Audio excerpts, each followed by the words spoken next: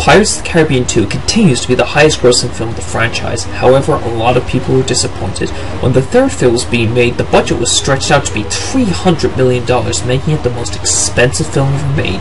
Does it live up to the hype?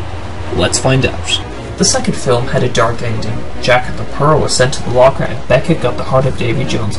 But there is still hope to save Jack. They even brought Barbossa back from the dead to join them. The story is that Beckett orders Davy Jones to destroy pirates all over the world, while our heroes find a way into Davy Jones' locker to rescue Jack and bring together the Brethren Court of Pirates to defeat Beckett. One of the main problems of the film is the plot. It's unnecessarily complicated. It starts with Will making a deal with the pirate lord of Singapore, Sao Feng, played by Chow Yun-fat, for a ship, a crew, and the charts in exchange for Jack. Later, Sao betrays Will to the East Indian Trading Company for the ship, but they double-cross him, so Sao wants Elizabeth in exchange to join the Brethren. Then Will leaves a trail for Beckett to follow them to the pirate forces. Then there's a plot point that whoever stabs Jones' heart must take his place. Then there's a plan for Jack to stab the heart so he can sail the seas for eternity. And then...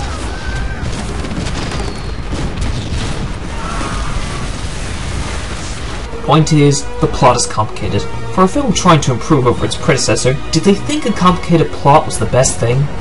Another problem is that there are some new moments they bring in only to never mention them again, like Jack being a pirate lord, then there's the multiple Jacks, and then there's the little Jacks.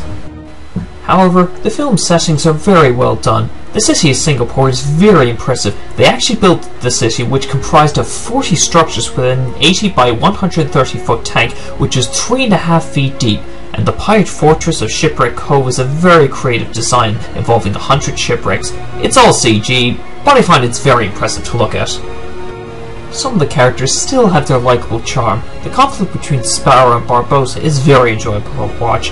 However, they do add some more characters to the film that overload it, and kill off some of the known ones. Sao Feng doesn't really last that long in the film, and doesn't do much even though he is one of the main characters on the poster. I expected him to stay alive until the final moment. The film's villains, which are Lord Beckett and Davy Jones, do a good job in their roles. Beckett is the calm character, trying everything to make sure that Jones is under his command. He brings the heart onto a ship and forces him to kill the Kraken. Davy Jones is the more aggressive and cunning one. Jones is forced to obey Beckett, but he does rebel twice in order to take back his ship. It shows that even though he may be obeying you, he will find a way out. There is a point when we learn that Davy Jones fell in love with the sea goddess Calypso. However, when she doesn't appear on the day he was allowed to go ashore, he abandoned his duty and became a tyrant of the seas. The first and second act of the film have the complicated story with some light-hearted moments. However, the third act is the best. This is when the Black Pearl and the Flying Dutchman have their battle in the whirlpool. It's a creative and exciting battle with some really awesome music.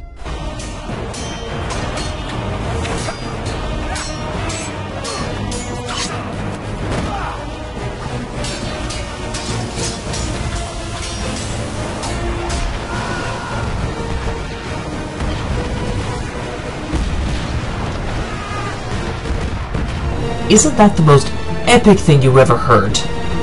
It ends when Davy Jones stabs Will, ironically with the sword that he made in the first film, and Jack sacrifices his dream in order to save Will's life. Just when you think it's over, Beckett's huge ship sets sails to destroy Jack.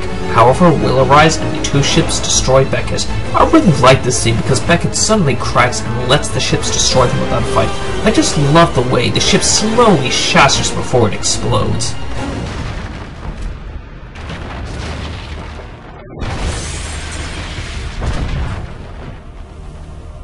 It ends the battle with a bang, and ends the trilogy.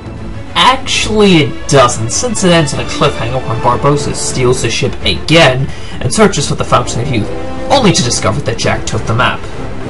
I can see why a lot of people didn't like this film. The story's too complicated, too many characters, and it's way too long.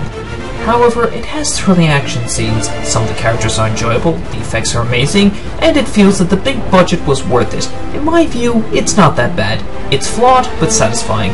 But how's Pirates 4 handled? Tune in later to find out.